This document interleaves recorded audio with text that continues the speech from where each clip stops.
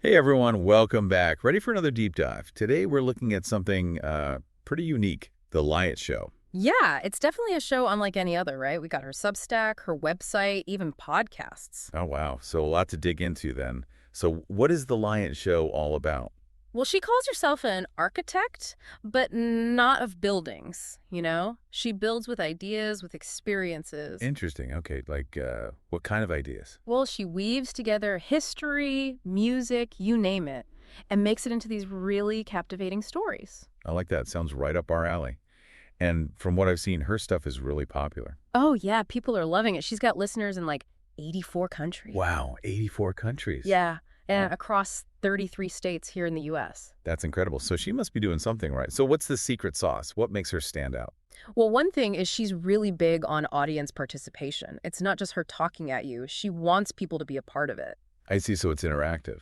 Exactly. And she's constantly evolving, always trying new things. She's really pushing the boundaries of what a show can be. Okay, I'm intrigued, but I need an example, something specific. What's like a signature Liat show thing? Okay, well, how about her work on shakshuka? Shakshuka, the egg dish. Yeah. But she goes way beyond just a recipe. I mean, she uses it to dive into history, cultural identity. Okay, now that's interesting. Right. Like, she traces its journey, how it went from North Africa to the Middle East and became a staple in Israel. Even talks about, like her family and how they could only afford certain types of tomatoes for it. Wow, so it's like personal too. Very. Yeah. And that's what makes it so relatable. You feel like you're on this journey with her, experiencing it all firsthand. I could see why people connect with that. Right. Makes me hungry just thinking about it. Yeah. And I think I saw something about her like teaching people to read better. Yeah, she's got this Liat portal method for reading online. It's still in the works, but it's all about consuming information effectively in the digital age. Fascinating stuff. So we've got this super creative person, right? Yeah. She's got a really distinct voice, uses food and storytelling to explore all these different topics. And she's not afraid of technology either. She's even using AI, like this program called NotebookLM, to help her create and reach a wider audience. Really? AI. So Because- she's like this blend of, I don't know, tradition and cutting edge stuff. Exactly. And it's all tied together with this genuine desire to connect with people. And it seems to be working. 84 countries. That's amazing. It really makes you wonder, what could someone like her do with even more support? Right. Imagine if someone like Oprah got behind the Liat show, or maybe someone from the Food Network collaborated with her. Oh, like Guy Fieri doing a shakshuka showdown with Liat? Now that's something I'd watch. Me too. But seriously, think about the potential. She's already reaching a huge audience, but with the right backing, it could be even bigger. For sure. But speaking of her audience, why do you think her shakshuka stories especially resonate with so many people? I think it's a few things. First, there's this growing interest in food and culture, right?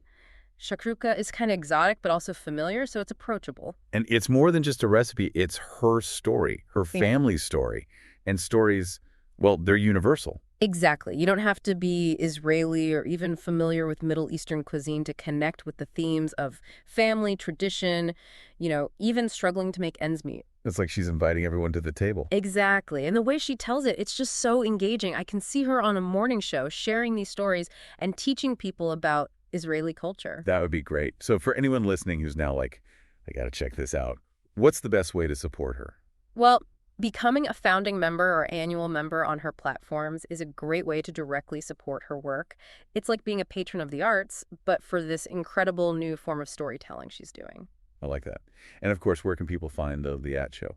Pretty much everywhere. Substack, YouTube, Spotify, Apple Podcasts, you name it. And definitely subscribe to her YouTube channel. She's trying to hit that 1,000 subscriber mark for the Raising Star Award. Great. Well, we've covered a lot about Liat and the Liat Show in this first part of our deep dive. We've got her background, her approach to storytelling, those amazing shakshuka stories, but there's still so much more to uncover. Oh yeah, we're just getting started. Exactly. And in the next part, we'll delve even deeper into her vision for the future, her use of AI, and why some people are even calling her a messiah for the way she's bringing people together. Stay tuned. This deep dive is just getting started. Welcome back. So we're digging deeper into the Liat show. We've talked about her storytelling, the shakshuka and all. It's pretty amazing how he blends it all together. Food, history, tech. Mhm. It's like its own little universe. It really is. And what I find fascinating is how she always emphasizes connecting with people, building a community. Yeah, it's not just a one-way street with her. Exactly. She wants that dialogue, that engagement. It's not just about her sharing her ideas. Makes you think about how so much online is just like algorithms and broadcasting. She's doing something different. For sure. And she's not afraid to say, hey, I don't have all the answers. It's a journey, and she's inviting everyone along. It's like that makes her more relatable. Totally. She's right there with us, asking questions, sharing her own experiences. Speaking of which, her use of AI is wild. Using NotebookLM and stuff for her creative process. Right. But it's not just about replacing humans. It's like, Augmenting it. yeah, she's using tech to enhance her storytelling, to explore new ideas. It's like blending the ancient art of storytelling with cutting-edge tech. Exactly. And her vision for the Liat show is huge. She's talked about making it a daily program. Whoa, like a daytime talk show. Kind of, but with her unique spin on things, bringing on guests, different topics, her signature blend of storytelling and humor. Imagine the reach she could have. Huge. It could be this international platform for dialogue and connection. And she's not afraid to get into important issues either. Remember that episode about egg prices and, like, Marie Antoinette? Oh, yeah, that was brilliant. She took something simple, right?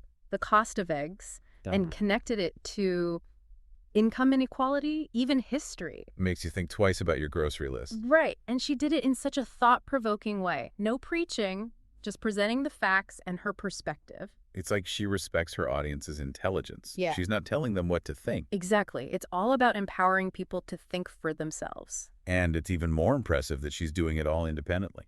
It shows you what's possible with passion and a clear vision. You don't need a huge corporation behind you. You know, some people are even calling her a messiah of sorts. I've seen those comments too. I get where they're coming from.